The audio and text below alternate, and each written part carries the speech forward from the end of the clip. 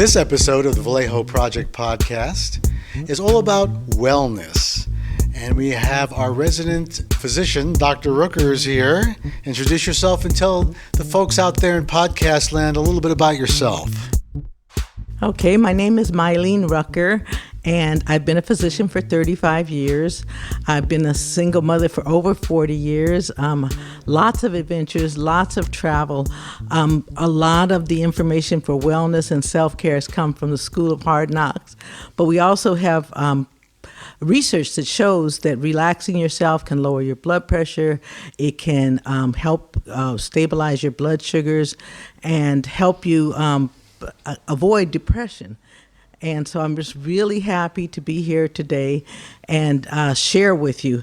I have searched holistic medicine for the last 30 years, and we've learned that the way you feel, there is an aura around you, and that aura can have positive energy or negative energy, and that you can control it if you calm yourself down and do a type of meditation. Everybody's meditation is different.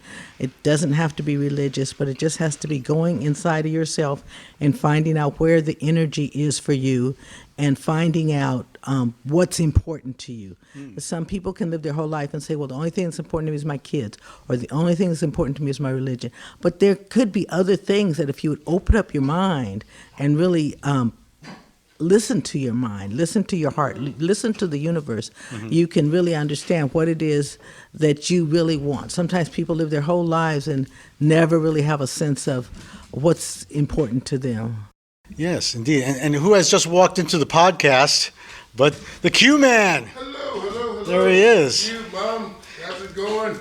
And this gentleman is part of our carpentry program here at Vallejo Project. Come on over here and step up for a second. Okay. We want to find out how you, as a hard-working, blue-collar gentleman, how do you maintain your wellness in life? Well, having a mother in healthcare, it's always been at the forefront. But, it wasn't until I got over, I think, 40 that I actually realized that I wasn't invincible. So you have to, think about, especially if you're working, anybody, but especially if you work in the physical trades, to eat your vegetables. eat a green thing, eat a piece of fish. I remember when my mom's friends would always say, if you eat like a rabbit, things that grow close to the ground, blueberries, nuts, berries, they're very good for your digestive system, and that's what I try to focus on. Try to stay away from fast food. But if you're going to die, pull up at a, place to try and order a chicken sandwich or something like that. But, it's been very, you realize it. How you spend your life and what you do with your body. My grandfather always had a phrase that says, if you do good by your body will do good by you. And I really appreciate that. And the movement of the body. Luckily, him being in the trades, he's moving and he's in the sunshine. And both of those are very healthy to avoid depression. They say that if you're depressed, you should go out in the sunlight before 11 o'clock and spend at least 20 minutes in the sunlight. And they also say movement. You don't have to do a whole lot of movement. You don't have to spend an hour and a half at the gym. But if you can move 10, 15, 20 minutes every day, that will help your body. And sometimes the stretching, sometimes cardio, all of this is a combination. And what I see is that most people need support to do this, because I know all these things and sometimes I miss the boat myself. So having a connectedness, a non-romantic community where you can get involved and people can cheer you on when you're moving towards where you want to be, I think that's really important. And that's one of the things that the Vallejo Project is really trying to do, is to connect people so that they feel that they have a reason and a purpose and a sense of accomplishment. Well, it's always important with a connection with a community, right, as well as when you're doing even the yoga classes that we do here, a lot of the music classes. It's like a group of people together encourage each other, right, especially when it comes to health and movement, or even meditation or yoga. You can do it by yourself and you have that self-motivation, but when you have a group of people, almost goads you on to I better keep up with everybody, right, even right, if you're meditating, okay, I better get centered. Right. So when you were talking about centering with energy, how in your practice, or how in your experience is the best way to get oneself centered with one's bodily energy? Well, I like having candles, but I also like having a quiet, dark room. And what I do is put both of my hands on my lap, and I start breathing in, hold it for 4 seconds, and then breathe out. And then I use a visualization for patients of mine that come in, and I tell them pretend if they like the ocean, we'll do the ocean. Or if they like the mountains, we'll do mountains. But we'll visualize themselves in a certain place that they feel comfortable. And they'll just relax after they've counted backwards from 10. And then I like to tell people that there's a bookcase, a magic bookcase. So whatever problems, like if your son is on drugs or something, or you have some other kind of problem, put it on the bookshelf. Take it off of your back and put it on the bookshelf. And then you can stretch and have them do just a little movement in the chair to just kind of come back to center like we were talking about.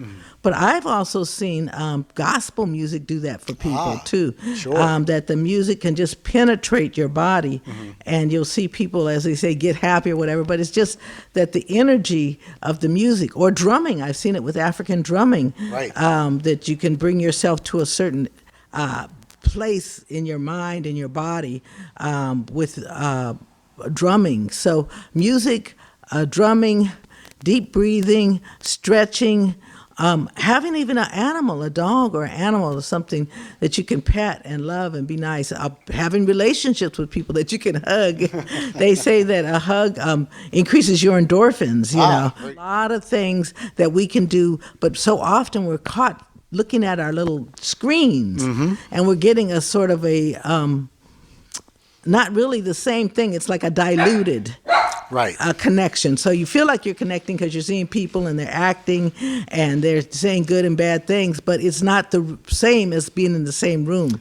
Right. I was talking to people saying, well, the Zoom meetings just aren't the same as real meetings where people are just looking at your eyes, your body, mannerisms, you know what I'm saying?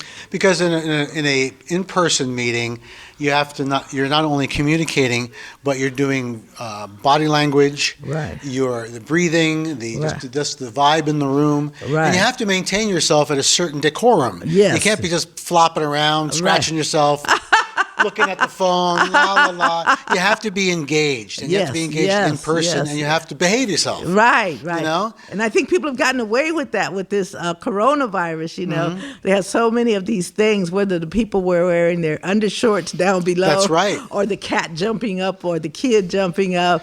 And, you know. Yeah, at first it was like, well, it's a little more casual and that, but after a while it just got distracting and nothing would get done. Right. You know, it just became a joke after a while. Right. So when you are in a group, and then other spontaneous things can happen when you're in person. Right. The other thing is, I think getting prepared and coming to something, because like going to the gym, I know is necessary, but it's hard for me to get up and go by myself. But I think whenever we get up and do something and make preparation to go there, there's this sort of backdrop.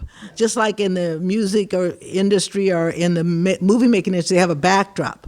I think preparing yourself to go somewhere, actually driving there, getting out of your car and getting there, as saying, I'm committed to this. Yes. And that commitment helps with moving forward to the connection that we're trying to build. And I noticed as a musician, when I would go out and play, there was the preparation, there's the commitment to get there, there's the setting up, working your way up to speed in anticipation of getting on stage, and then you do it, and it's the interaction with people out in the audience, and then it's the aftermath where you get to hang out, talk, interact. If you're just at home and you're like, okay, well, this is my Zoom concert, I'm going to play now, you're really just in your room, and it doesn't have that same interaction. No matter how many people you have looking at the Zoom, or no matter how enthusiastic you try and make it be, or to simulate an actual performance, It just There isn't the is an same. energy among people when you have thousands of people listening to the same songs and they have memories of them and they turn their little light on their phone and the person that's singing feels it too. So they interact. A lot of times they'll add something to it or take something, and make it a little bit different for that particular audience. So it's the interaction, call and response is an old African way of communicating. They would say something, then you would repeat back, something, or they drum a certain rhythm and then you drum a certain rhythm back. So that connectedness is vital. It's vital, and it's something that we really, really want to encourage. On Thursday afternoons, I'm going to try to do some programs for people that want to relax or want to learn visualization techniques. We'll try to have some tea here for people. We need to RSVP so that I can get prepared and ready for you. So we're doing a lot of programs here at the Vallejo Project to deal with wellness, and that's just one of them. And you need to tune into vallejoproject.org on the internet and find out everything that's happening down here. We're at multiple locations right now. We're at the Integrity Tea Room. We're out in Mare Island, where our main office is now. We also have a music studio in downtown Georgia Street here in Vallejo. You can get all those addresses and information on the website, so you don't have to rush and try and write it down listening to this. Just vallejoproject.org. We have Dr. Rucker is going to start wellness programs here, and they'll be by appointment. So please RSVP with her in order to find out dates and times. And just to tell the folks out there, what type of programs and wellness are you planning on doing here at the Integrity Tea Room here in downtown Vallejo? Well, I do believe in touch therapy. I believe in music therapy.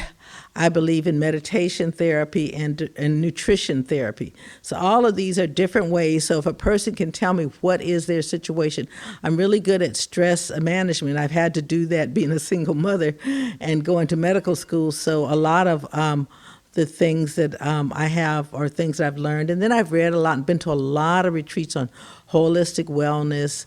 And so basically it's getting in touch with yourself, setting goals, being accountable. I've seen myself as a coach. I always say, you're the runner, I'm the coach. So I'm here to help you get to where you want to be. So we can negotiate what you would like. And we do up to 3 sessions. And it's a sliding scale fee, so no one is turned away for lack of money. All right. Well, thank you. Well, be sure to tune in and find out more about our wellness program here. Like we say, it's a sliding scale. No one's turned away. And we're looking forward to having you come on down here to Vallejo Project at the Integrity Tea Room down here in downtown Vallejo. It's 717 Marin. That's the address, 717 Marin. Right here in beautiful downtown Vallejo. Be sure to reach out to us and we can arrange a time and day for you to be here for our wellness program.